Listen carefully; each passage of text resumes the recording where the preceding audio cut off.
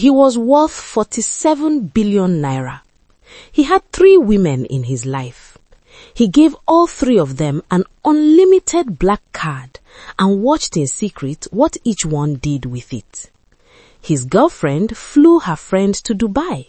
His PA used the card to have secret meetings with his rivals. But his house girl, the quiet one, the one nobody noticed, she bought pepper and stockfish for a widow down the road, paid for an old man's dialysis treatment, and spent an afternoon in a motherless baby's home in Surulere singing to children who hadn't been held in months. He watched every single thing on surveillance footage, and when he was done watching, he sat alone in his Ikoyi penthouse apartment and wept, not from sadness, from shame that it had taken him this long to see her. This story is about a man who had everything Nigerians pray for: the money, the connections, the oil wells, the name, and still woke up every morning feeling completely empty until the most invisible woman in his house showed him what it means to be truly rich. Welcome back to Juicy Tales by Noye. If this story blesses you, subscribe, drop a like, share with your people, and turn on your post notifications. You know the drill. I appreciate every single one of you. Now make yourself comfortable, because this one is going to stay with you.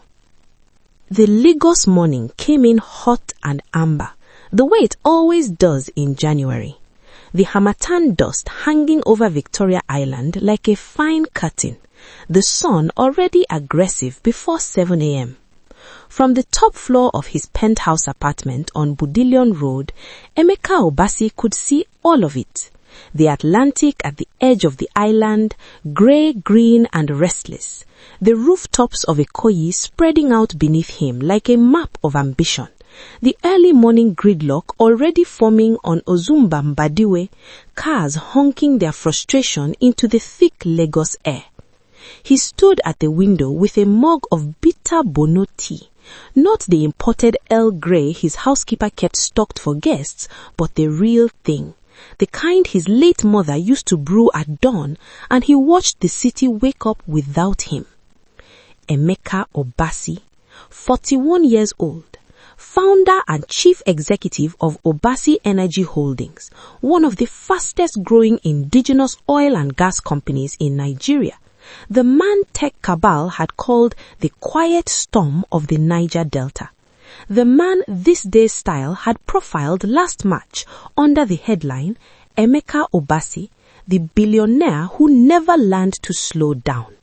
47 billion naira, upstream oil assets in Rivers State, a gas processing plant in Delta, 2 subsidiaries, a fleet of vehicles, a house in Asokoro, an apartment in London, and this penthouse in Ikoyi where he spent most of his time because Lagos was where the deals were, and deals were the only language he had been fluent in since his 20s. And yet, he set the mug down on the windowsill and pressed his forehead lightly against the cool glass. And yet, every morning, he stood at this window and felt a hollowness that no deal had ever been able to fill. The kind of empty that doesn't announce itself loudly. It just sits with you, quiet as a second shadow, following you from the boardroom to the car, to the bed, and back again. Good morning, sir. The voice was gentle, unhurried. He didn't turn around. He already knew the voice. 4 years in this apartment and he knew the specific softness of it. The way it never pushed, never demanded, always landed like something set down carefully rather than dropped. He said, "Morning, Adeaze. Your schedule is on the table. Alhaji Musa's office called about the Port Harcourt meeting, and Madame Viviane said to remind you about dinner at Knock tonight." He said nothing for a moment. Outside, a kite circled slowly above the rooftops. "Tell Alhaji's office I'll confirm by noon, and call Knock and push the reservation. 8 o'clock instead of 7. Yes, sir. A pause. Should I tell Madame Viviane? She'll find out when she gets there. He heard the soft retreat of Adeaze's footsteps, measured, unobtrusive, the footsteps of someone who had learned out of necessity to move through spaces like water, feeling only what was offered. She was gone before he turned around. His phone buzzed.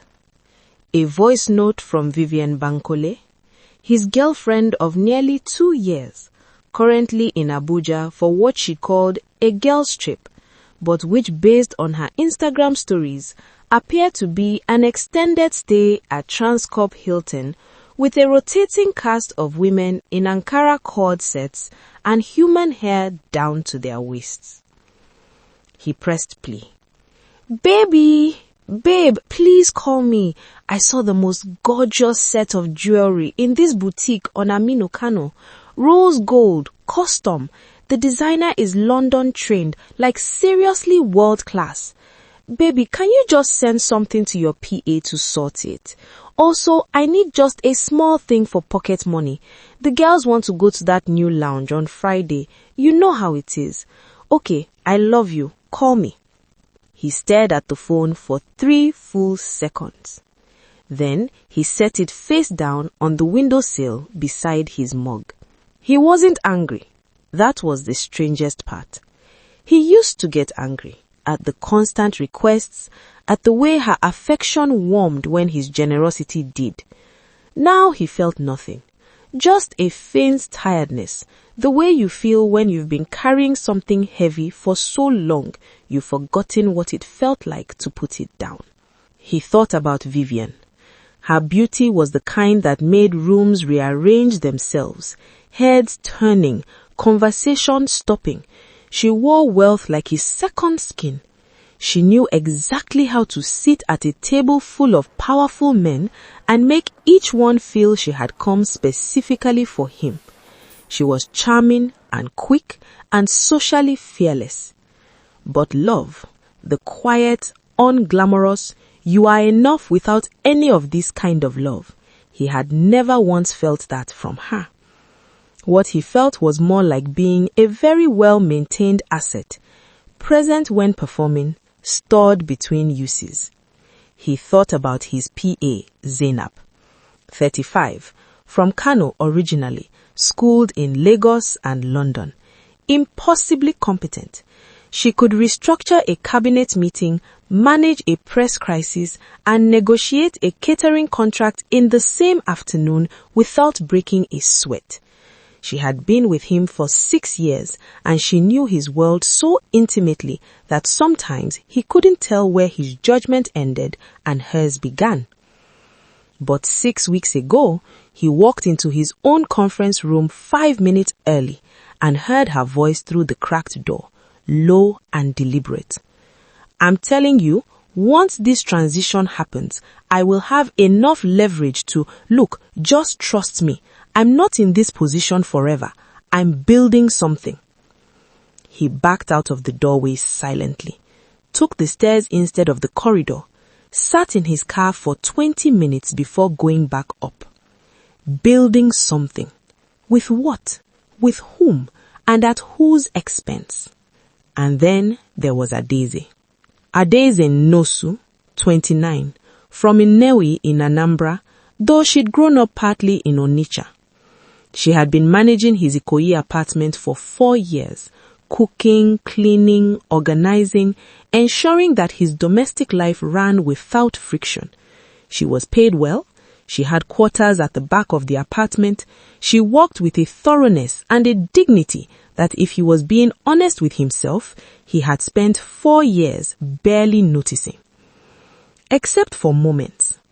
Moments like the day he overheard her on her phone in the kitchen, voice hushed and strained, telling someone, her mother, he assumed, that she would sort out the hospital bill somehow, that they should not worry. He had appeared in the kitchen doorway 5 minutes later and offered, as casually as he could manage, to help. She had straightened her back, looked him in the eye with an expression of polite, immovable pride, and said, "Thank you, sir. It is not your problem to carry. He had thought about that sentence for days. It is not your problem to carry.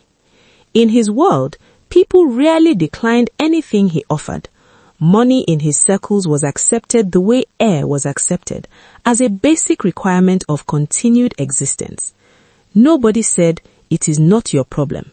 Nobody protected his money from himself. He walked to his study, sat down and wrote 3 names on the back of an envelope. Vivian, Zainab, Adaize. 3 women, 3 faces he knew, 3 people he apparently did not know at all. He picked up his phone and called his head of security. Namdi, I need something done. Quietly. No leaks. The cards were matte black. No name on them. No limit set.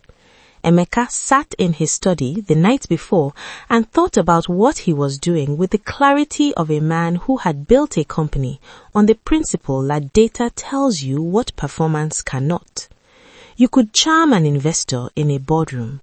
You could not charm a 10-year production report. Character, he had always believed, was also a kind of data. It just required the right conditions to surface. When someone is given total freedom, no expectations, no observers, no social performance required, what they reach for is who they actually are. He sealed 3 envelopes with his own hands. Vivian received hers over breakfast at his apartment the next morning when she returned briefly from Abuja. She opened it and her eyes went wide, then immediately soft and calculating in that order.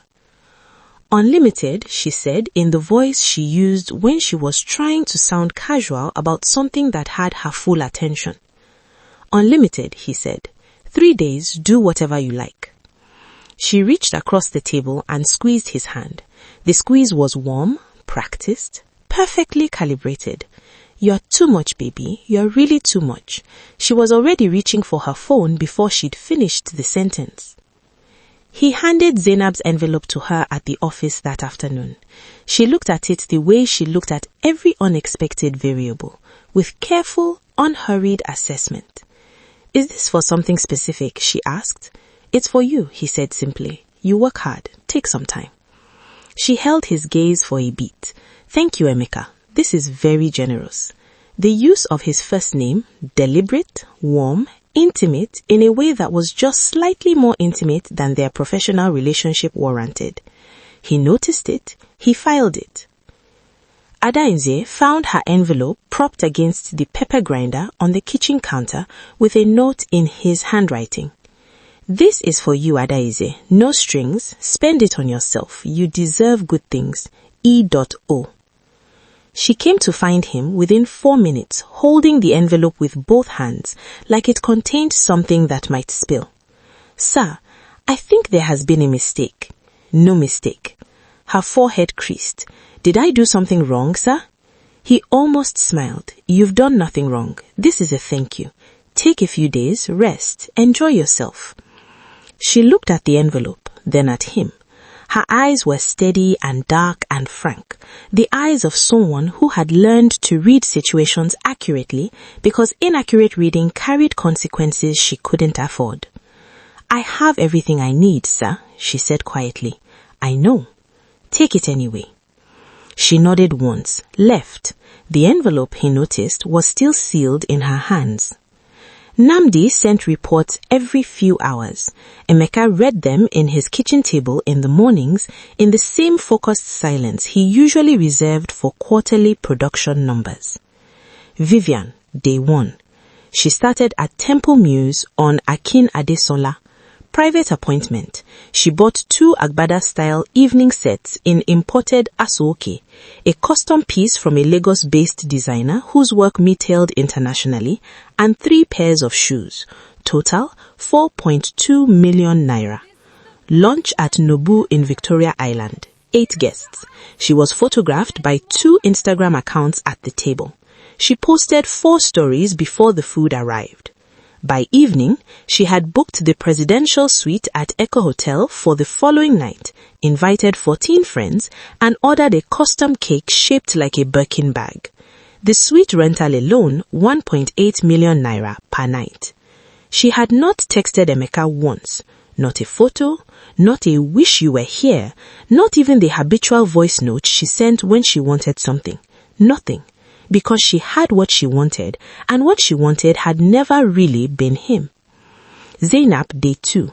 She was methodical as expected. A morning at Sublime Spa in Lekki Phase 1, a styling appointment, professional, not recreational. She purchased a new suit, shoes, and what Namdi described as a full image consultation. At 3 p.m., she entered a private members club on Adiola Odeku and met with 4 people. Namdi's contact identified them. 2 senior directors from Greenfield Energy Solutions, a company that had been quietly circling Obasi Holdings for a potential hostile acquisition, and 2 lawyers whose firms specialized in corporate restructuring. There was no audio, but Namdi's note read. She presented what appeared to be a detailed document. The meeting lasted 1 hour 40 minutes. She ordered drinks for the table. Emeka read that note 3 times. She had used his money to hold a strategic meeting with people who wanted to dismantle his company. She had walked into that room as his PA, his most senior, most trusted insider, and she had offered whatever she knew or whatever access she had as a bargaining chip. He was not surprised, and that, somehow, was the saddest part, that he wasn't surprised. Adaize, day 1 and 2. She took a Danfo to the Mile 12 market. Not a ride-hailing app, not a taxi, a Danfo, the yellow bus, packed with morning commuters, conductor hanging off the door and shouting destinations into the hot air. Namdi's man had almost lost her in traffic. At the market, she bought foodstuff, crayfish, dried fish, tomatoes, onions, palm oil, rice, beans, garlic, ginger, a small bag of Hollandia powdered milk, semolina, 2 tubers of yam. She negotiated prices, counted change carefully, packed bags herself. Total spend, 24,000 naira. She went to a block of flats in Bariga, ground floor apartment, Namdi's contact reported. She knocked on the door of a woman, elderly, receiving chemotherapy, 2 children at home. Adaize stayed 2 hours. She cooked, she cleaned, and she left groceries for the week. The second afternoon, she went to a motherless baby's home in Surulere. She brought Hollandia milk, loaves of bread, and 6 storybooks, 1, but clean, bought second-hand from a bookshop on Allen Avenue. She sat in the common room with the children for 3 hours. One of the workers photographed the afternoon without Adaize knowing. In one image, a small girl, couldn't have been more than 3, had fallen deeply asleep against Adaize's side, one tiny hand fisted in the fabric of Adaize's blouse. Adaize's total spend across 3 days, including a small cash gift she left in the collection box at her church and a recharge card she bought for the elderly woman in Bariga, 61,500 naira. Less than 1% of what Vivian had spent on a cake. Emeka closed the laptop. Outside, the Lagos evening was doing what Lagos evenings do. The city getting louder as the sun went down, generators kicking on across the neighborhood as NEPA did what NEPA does, the smell of suya drifting up from the street below. He sat in the noise and thought about a small girl sleeping against the side of a woman who had no idea anyone was watching. Adaze, with a black card that could have paid for a chauffeured car, choosing the Danfo. Not because she didn't know better, because she had somewhere specific to be, and the Danfo would get her there, and the difference in transport cost could become rice for someone who needed it. He had spent 41 years measuring people. He had developed an instinct, refined by years of boardrooms and negotiations, for the gap between what people said and what they meant, between who they performed and who they were. He had never met anyone whose performance and reality were the same thing. until now. He sat in the dark for a long time. Then he called Namdi and said, "Set up the dinner, Friday evening." He kept it simple. His apartment, his dining table, jollof rice, peppered goat meat, fried plantain, Chapman in the glasses. Real food, Lagos food, the kind that says, "I am not trying to impress you." He wanted them to be comfortable. He wanted them off guard. He wanted, for once in his adult life, for the truth to sit at his table. Vivian arrived in a sequined dress and Peruvian hair and the specific energy of someone who has been having a wonderful time and expects the evening to continue in that direction. She kissed him on both cheeks and said, "This smells amazing, babe," and immediately started taking photos of the table setting. Zainab arrived in all black, classic and composed, the way she arrived everywhere. She took in the table, the other guests, the absence of staff. Something in her face recalibrated, though she gave nothing away. Adaze almost didn't come. He'd had to personally tell her the evening before that her presence was not optional.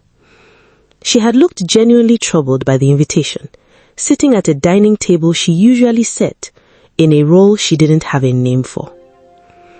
She arrived last in a modest Ankara blouse and dark trousers, her locks pinned back, no jewelry. She sat down as though she expected to be asked to leave at any moment. Emeke waited until the food had been served. Then he set down his fork. "I need to say something," he said, "and I need to say it honestly, because I am tired, genuinely tired, of rooms full of people where nobody says what they mean." The table went quiet. "The cards I gave you were not just gifts. I want to be honest. I needed to understand something I couldn't figure out by asking, so I watched. Not your private moments," he clarified, looking at each face. "Your choices. What you reached for when there was nothing stopping you and nobody watching." Vivian's champagne glass paused halfway to her lips. "Viv," his voice was steady, not unkind. "You spent 23 million naira in 3 days." Her chin lifted. "You said no rules." "I did, and you spent it on people who don't know my last name. You didn't send me one message, one photo, one thought. You were happiest these past 3 days, and I was the last thing on your mind. I think we both know what that means." He let the silence breathe. "I think you've always loved the life I can give you. I don't think you've ever loved me." She opened her mouth, closed it. Her eyes went glassy. With hurt, yes, but also with the particular shame of being seen accurately. "That's not fair," she said finally. "It's not about fair, it's about true." She stood, grabbed her purse, looked at him for a long moment with an expression he couldn't fully read. Anger and pride and something that might have been grief. Then she walked out. Her heels were loud on the marble floor. The door closed. Emeke turned to Zainab. She was already watching him, perfectly composed, waiting. "You met with Greenfield," he said. "I network. It's part of... You went as my PA. You used information that belongs to Obasi Holdings. You used my card to wine and dine the people who want to pull my company apart." He kept his voice level. 6 years, Zainab. 6 years you have had my complete trust, and you are building a runway with the bricks of it. Something shifted in her face. Not guilt exactly. Zainab was too precise for uncomplicated guilt. More like the look of a chess player who has watched the opponent see 3 moves ahead. "I am brilliant at my job," she said quietly. "I do know that. And I also know that brilliance without loyalty is just a very elegant weapon. I need people around me who are for me, not people who are using me as a ladder."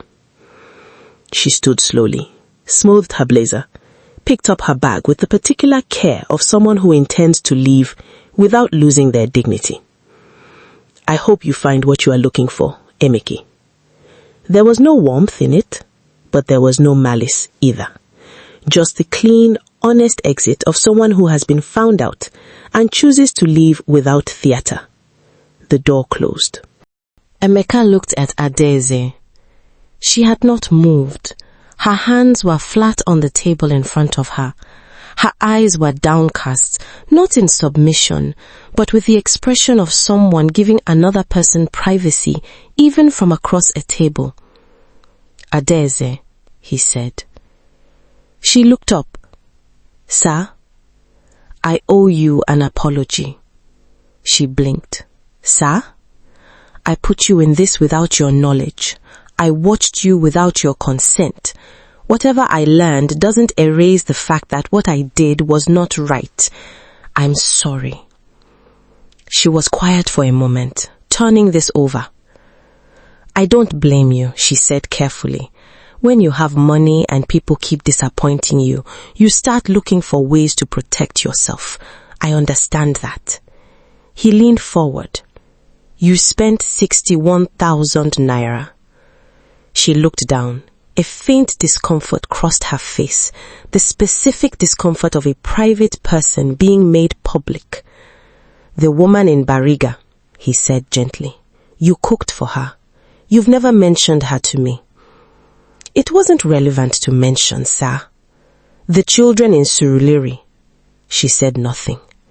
Adaeze, there was a girl sleeping against you in a photograph. His voice was quieter now. You didn't know it was being taken. You are just sitting there with her. Just present. He paused. That's who you are when nobody's watching. That's who you are all the time. She exhaled softly, looked at the wall. The card didn't feel like mine, she said softly. I kept thinking, this is too much. I shouldn't be spending this on shoes. There are people who need it more. Most people, he said, don't think that thought even once. You couldn't stop thinking it. She met his eyes. Is that what this dinner is? You've decided I'm the good one? He almost smiled. I've decided you're the real one. There's a difference. 3 weeks later, Emeka drove himself, no driver, no security, to a second-hand bookshop on Allen Avenue, Ikeja. He bought 37 children's books. He didn't tell Adaeze. He simply had them delivered to the motherless baby's home in Surulere with a card that read, "For the children, from a friend of a friend." That Thursday, when Adaeze made her usual visit, the children ran to her at the door shouting about new books. She looked around the room, confused, joy and bewilderment mixed on her face. The home manager mentioned an anonymous donor. Adaeze came home that evening quieter than usual. She made pepper soup for dinner. She was humming. Emeka ate the pepper soup at the kitchen counter, and he didn't say anything, and she didn't know why he couldn't stop almost smiling. What grew between them after that didn't have a clean beginning. It was not the dramatic fall of a film, the moment the music swells and everything becomes luminous. It was more like the way the Harmattan eases into the Lagos year. You don't notice it lifting until one morning the air tastes different and you realize the dust has cleared. They started talking, properly. Not employer to employee, not instruction and acknowledgement. Actual conversation, the kind with pauses and digressions and the occasional burst of laughter so sudden it surprised them both. He told her about Nwewi, about her mother's small shop, about the scholarship that got her through secondary school, and the teacher who told her, a woman who sold tomatoes on the roadside before class, that she had a mind that deserved to be developed. He told her about his early years, the contract that nearly collapsed Obasi Energy in its second year, the night he sat in a hotel room in Port Harcourt and genuinely didn't know if any of it was worth it. What kept you going? She asked. Stubbornness, he said, and maybe the fact that I had nothing else. She shook her head. No, people who have nothing else give up. You had something, you just hadn't named it yet. He looked at her. What was it? She considered. Purpose, she said. You wanted to prove that an Igbo boy from a middle-class family could build something that lasted. That's not ego. That's hunger for meaning. That's different. Nobody had ever said that to him. Not his board, not his investors, not any of the journalists who had profiled him in Tech Cabal or This Day Style or Business Day. Nobody had ever looked past the company and described what was underneath it. He enrolled her in a business and non-profit management course at the Lagos Business School. She resisted. "I am a housekeeper, sir. I am not." "Call me sir one more time," he said, "and I will increase your fees." She laughed beside herself. She was exceptional, of course. Her facilitators emailed him unsolicited to say she was one of the sharpest minds in her cohort. He pretended to be surprised. Within 18 months, Adaeze was co-running the Obasi Foundation's Community Health and Education Initiative, overseeing nutrition programs in 3 local governments in Lagos State, a free adult literacy program in Mushin, and a girls' scholarship fund that had put 47 students into secondary school. She still cooked when she wanted to, because she enjoyed it, not because it was her job. The Surulere home got a new coat of paint, new mattresses, a library, and a covered playground, all funded anonymously through the foundation. Every Thursday, Adaeze was there, and some Thursdays, Emeka came too, though he mostly stayed back and watched from the doorway, trying not to be in the way. The little girl who had slept against Adaeze's side that first afternoon had learned 4 new songs. She performed all 4, somewhat chaotically, for Emeka on his 3rd visit. He gave her a standing ovation. He was ridiculous at it. She loved him immediately. He told her on the 3rd mainland bridge. They were returning from the mainland, a site visit to one of the foundation's new health posts in Somolu, and Lagos traffic had frozen solid ahead of them, the way it does, as if the city periodically decides to hold everyone still for reflection. Emeka turned off the engine, rolled down the windows. The lagoon stretched away on both sides, flat and silver in the late afternoon light. Fishing boats small in the distance, the city's skyline silhouetted ahead. "Can I tell you something?" he said. "You own the car," Adaeze said. "You can see what you like." "I'm being serious, Ada." She turned from the window and looked at him. "I have spent my entire adult life," he said slowly, "optimizing my company, my decisions, my image, even my relationships. I selected people the way I selected business partners, criteria, track record, optics, and all of it, every single thing I built, left me standing at a window in the morning, feeling like a man who had accomplished everything and arrived nowhere." She was listening, the real listening, not the polite kind. "I have never known anyone," he said, "whose first instinct with abundance is to give it away, not for praise, not for positioning, just because someone needed it and you had it." He paused. "I don't want to be without that. I don't want to be without you. Not as staff, not as anything less than what you actually are." The lagoon moved below them. Somewhere behind them, a Danfo driver honked. A hawker appeared at the window offering pure water and gala and was gently waved on. "I am Adaeze Nwosu from Newi. I am not from your world, Emeka." "My world," he said, "has not been good for me. Your world is the one I want." "People will talk," she said. "People in Lagos will talk if you wear the same color twice in a week. That has never been a reason to live badly." She looked at him for a long time. The sun was doing something extraordinary to the lagoon, turning the water the color of old gold. "I am afraid," she said quietly. "I know. Of losing myself in all of this. You won't. You are the most completely yourself person I have ever met. There's nothing this life can do to change that. And if it ever tries," he met her eyes, "I will be the first to tell you." She looked away, then back, Then she exhaled, a long breath, the kind that releases something you've been carrying. "Okay," she said. Just that. Just okay. He reached over and took her hand. On the bridge, in the traffic, with the Lagos Lagoon catching the last of the daylight on both sides, something settled into place. The penthouse on Bodleian Road was the same building. Same marble floors, same floor-to-ceiling windows, same view of the Atlantic in the distance. But it was not the same home.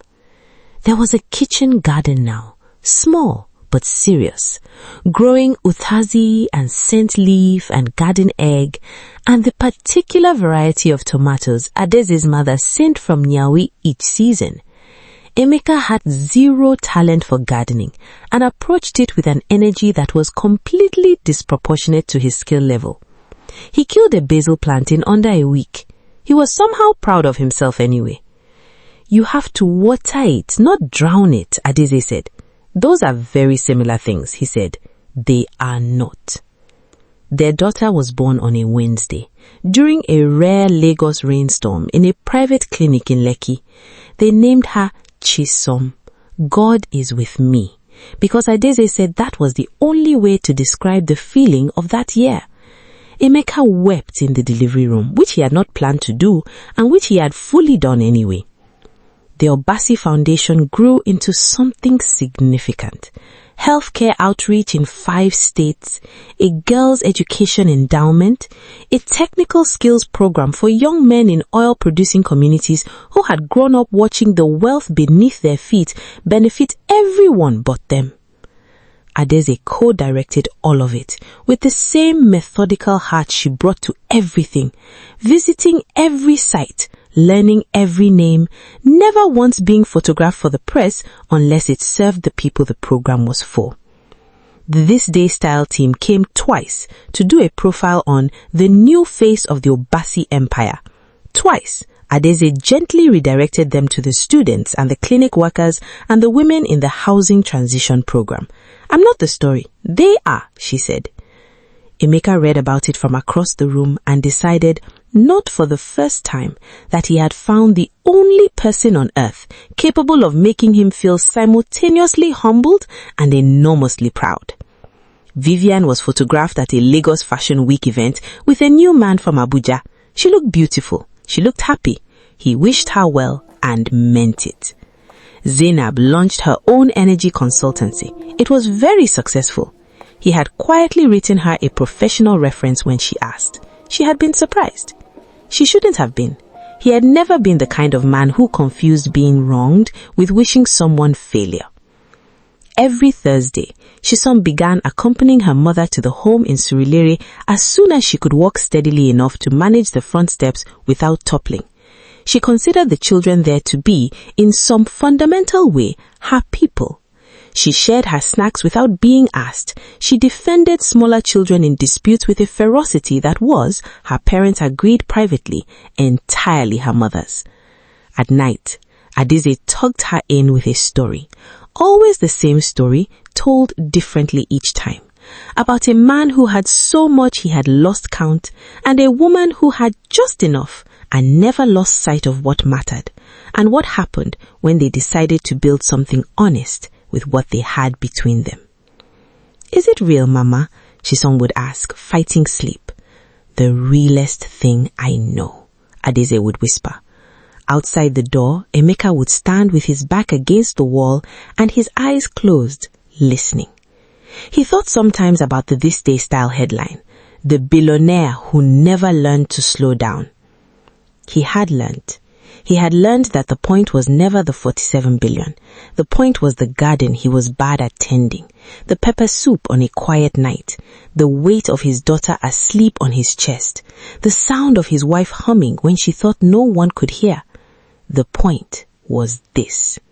This, precisely this, was what the money had never been able to buy. And it had cost him nothing but the willingness to finally see what had been in front of him all along. That's the story, family. I hope it sat with you the way it sat with me when I first told it. Because I truly believe that there is an Adeze in your life. Someone quiet, someone consistent, someone you might be looking past right now. See them, choose them, build with them. If this blessed you, subscribe to Juicy Tales by Nonye, leave a like, share it with someone who needs to hear it, and turn on your notifications because I have more stories coming, and trust me, you do not want to miss them. Go well, my people. Until next time.